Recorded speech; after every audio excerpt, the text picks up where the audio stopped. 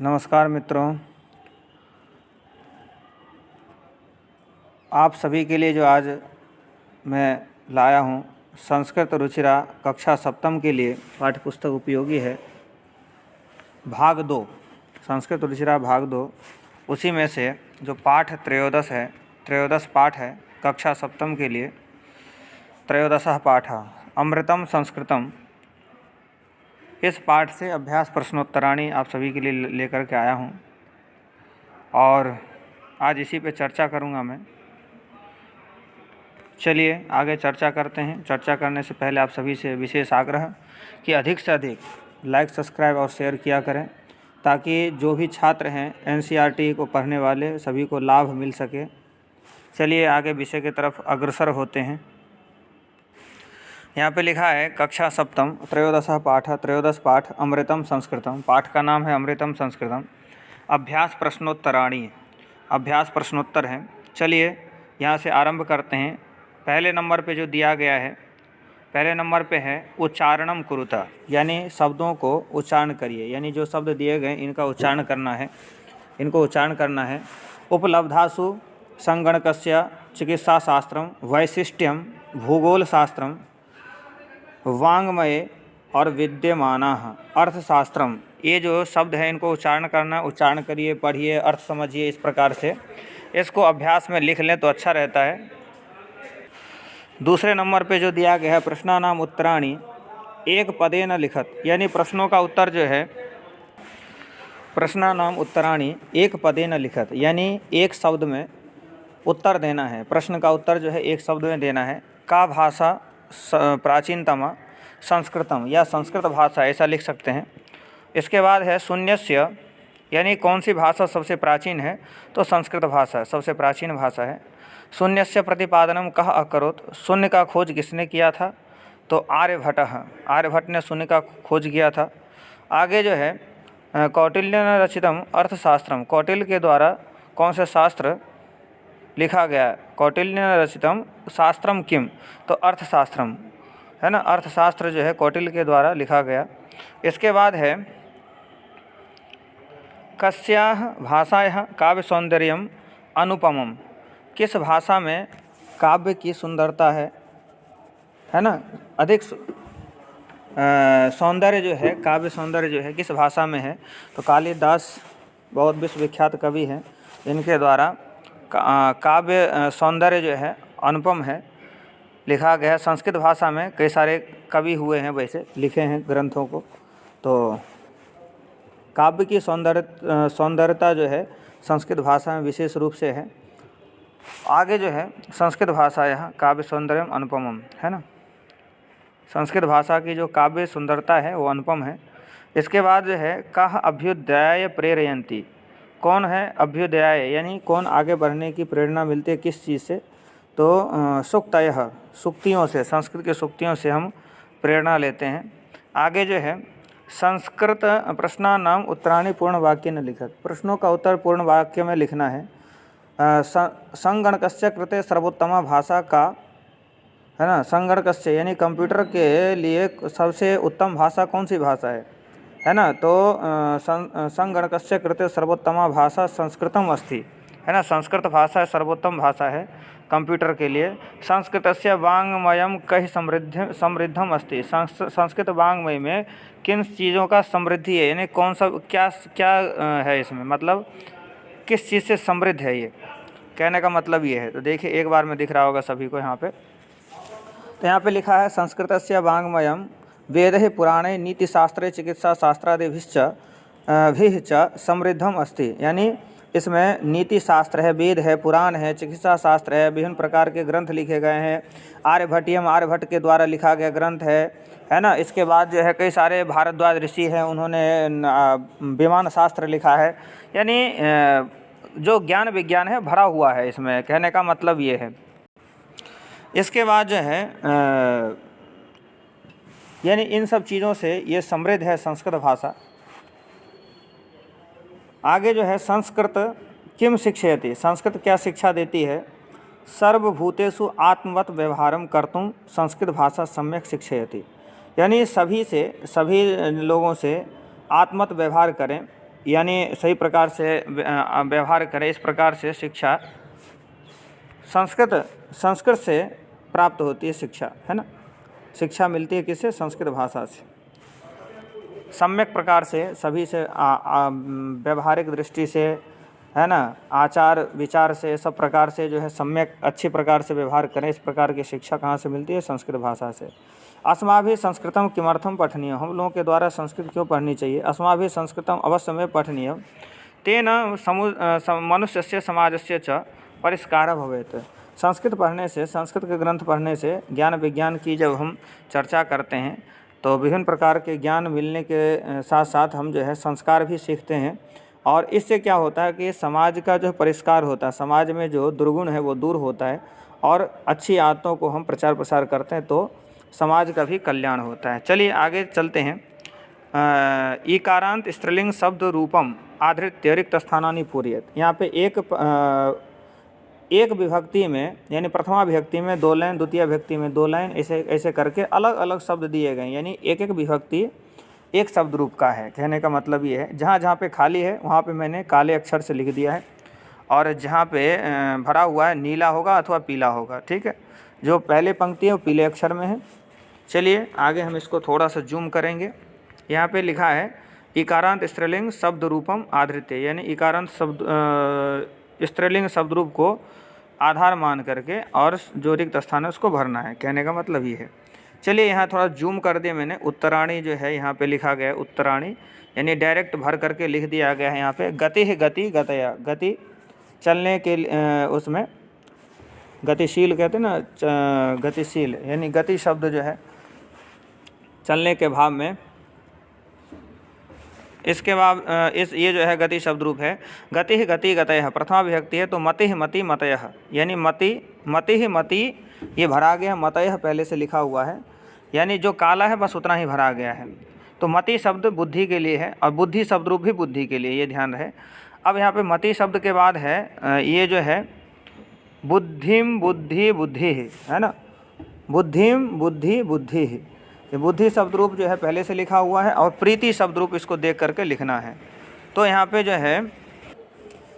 है प्रीति, प्रीति यानी जो अच्छे व्यवहार से प्रेम पूर्वक जो होता है उसको प्रीति कहते हैं।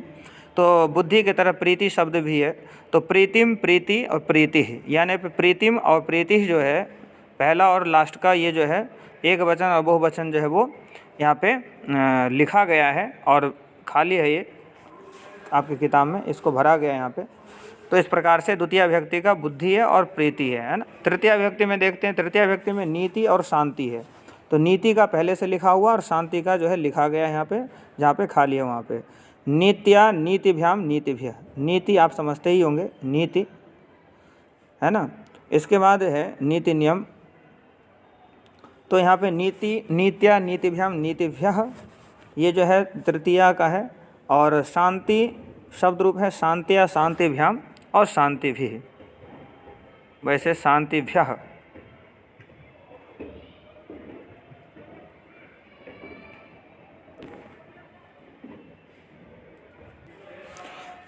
यहाँ पे क्या है कि नीतिभ्यः लिख गया था, नीत्या नीतिभ्याम नीतिभिः है ना, भी होगा लास्ट में, तो ये मैंने सही किया है अभी। तो नीत्या नीतिभ्याम नीतिभिः। इसके बाद है शांत्या शांतिभ्याम शांतिभिः, शांति शांति शब्द रूप है। इसके बाद चतुर्थी विभक्ति में जो है मति शब्द रूप है, प्रकृति शब्द रूप है। मत्ये मतये मतिभ्याम मतिभ्यः पहले से लिखा हुआ है। इसके बाद प्रकृति में प्रकृत्ये प्रकृतये प्रकृतिभ्याम प्रकृतिभ्यः। इसमें आप देख रहे होंगे एक वचन में 2 शब्द दिए गए हैं, मत्ये मतये मति शब्द में, प्रकृत्ये प्रकृतये प्रकृति शब्द में, यानी यहाँ पे वैकल्पिक शब्द है दूसरा, यानी दोनों ही शब्द उपयुक्त है। एक कभी भी कहीं पर भी उपयोग करना तो एक ही शब्द इसमें से उपयोग करेंगे, लेकिन यहाँ पे वैकल्पिक शब्द दिए गए, यानी दोनों का अर्थ एक ही है, शब्द अलग अलग है। चलिए आगे चलते हैं। प्रकृति के बाद है कीर्ति शब्द रूप। कीर्ति शब्द रूप में कीर्त्याः कीर्तेः कीर्तिभ्याम कीर्तिभ्यः कीर्तिभ्यः। इसके बाद है गति, गति शब्द रूप, वही ऊपर जो आप आया था कीर्ति समझते ही होंगे है ना, सभी का अलग अलग अर्थ है। कीर्ति शब्द रूप अलग, कीर्ति शब्द रूप जो है यश कीर्ति, जो आप समझते हैं व्यवहार में लोग कहते हैं ना यश कीर्ति, कीर्ति के लिए उपयुक्त है। तो कीर्त्याः कीर्तेः कीर्तिभ्याम कीर्तिभ्यः, गत्याः नहीं गीत्याः गीते गीतिभ्याम गीतिभ्यः, गीत्याः गीते है ये जो भरा गया है, और गीतिभ्यः ये भरा गया है, यानी दोनों में जो एक वचन है वो वैकल्पिक है, यानी दो दो शब्द एक वचन में होते हैं। चलिए आगे बढ़ते हैं। इसी प्रकार से षष्ठी विभक्ति में भी एक वचन में दो दो शब्द है। सूक्ते सूक्त्याः सूक्त्योः सूक्ति नाम, सूक्ति शब्द रूप है, सूक्ति सूक्तियाँ है ना जो कहते हैं उसके लिए शब्द रूप है। तो सूक्ते है सूक्त्या सूक्त्योः सूक्ति नाम, ये पहले से लिखा है। कृत्य है कृत्या कृत्योः, ये लिखा गया है। कृति नाम पहले से लिखा गया है ना, कृति है ना। आगे जो है सप्तमी विभक्ति में भी एक वचन जो है उसमें विकल्प है, दो दो शब्द दिए गए हैं। धृतौ धृत्याम धृत्योः धृतिषु है ना, तो इस प्रकार से हैं। तो ये जो लिखा हुआ पहले से ही। भीतो भीत्याम भीत्योः भीतिषु, ये लिखा गया है बाद में जो काले अक्षर में है। संबोधन हे मते हे मति हे मतयः। चलिए आगे प्रश्न निर्माण देखते हैं आगे। प्रश्न निर्माण जो है, रेखांकितानि पदानि आधृत्य प्रश्न निर्माणम कुरुत, रेखांकित पदों को आधार मान करके प्रश्न निर्माण करना है।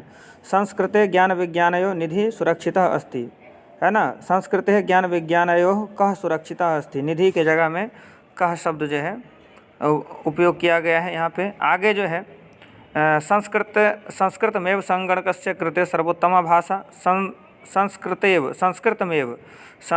एव है ना, ठीक है, दो शब्द है इसमें। संगणकस्य कृते सर्वोत्तमा भाषा, यानी संगणकस्य की जगह में कस्य शब्द लिखा गया, रेखांकित कर दिया मैंने यहाँ पे। आगे है सल क्रियायाः वर्णनम संस्कृत साहित्ये अस्ति, सल क्रियायाः वर्णनम कस्याम यानी किसमें, अथवा कुत्र यानी कहाँ, अस्ति यानी है, वर्णनम कस्याम यानी किसमें, और कुत्र यानी कहाँ, यानी एक शब्द के साथ में आप इन दोनों में से कोई एक शब्द स्वीकार करके और एक शब्द के साथ आप प्रश्न निर्माण कर सकते हैं। ये दोनों में से कोई एक हो सकता है यहाँ पे। चलिए आगे, वरिष्ठान प्रति अस्माभिः प्रियम व्यवहर्तव्यम, वरिष्ठान के जगह में कान शब्द प्रयुक्त है यहाँ पे, कान में न आधा है। प्रति अस्माभिः प्रियम व्यवहर्तव्यम है ना, अपने से बड़े लोगों के साथ में अच्छे व्यवहार, प्रिय व्यवहार करना चाहिए, ऐसा कहा गया है। चलिए आगे बढ़ते हैं।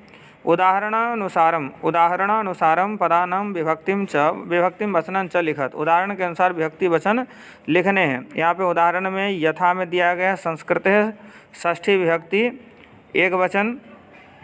इसके बाद है गति नीतिम सूक्तयः शांत्या और प्रीत्ये मतिषु, ये जो है यहाँ पे शब्द दिया गया है, इसका जो विभक्ति वचन लिखना है। तो यहाँ पे जो है गति शब्द रूप जो है प्रथमा विभक्ति एक वचन का है, नीतिम शब्द जो है द्वितीय विभक्ति एक वचन का है, सूक्तयः प्रथमा विभक्ति बहुवचन का है, शांत्या तृतीय विभक्ति एक वचन का है, तृतीय विभक्ति एक वचन शांत्या है। इसके बाद है प्रीत्य जो है ये जो है चतुर्थी एक वचन का है, मतिषु सप्तमी बहुवचन है ना, प्रीत्य चतुर्थी एक वचन और मतिषु यह है सप्तमी बहुवचन। चलिए आगे जो है यथा योग्यम संयोज्य लिखत है ना, जिसके लिए जो उचित है पंक्ति उसको उसके साथ में मिलान करना, कहने का मतलब ये है, ठीक है। यथा योग्यम कौटिल्यन अर्थशास्त्रम रचितम, कौटिल्यन कौटिल्य के द्वारा अर्थशास्त्र लिखा गया है। चिकित्सा शास्त्रे चरक सुश्रुतयोः योगदानम, चिकित्सा शास्त्र में चरक सुश्रुत का योगदान है। आगे जो है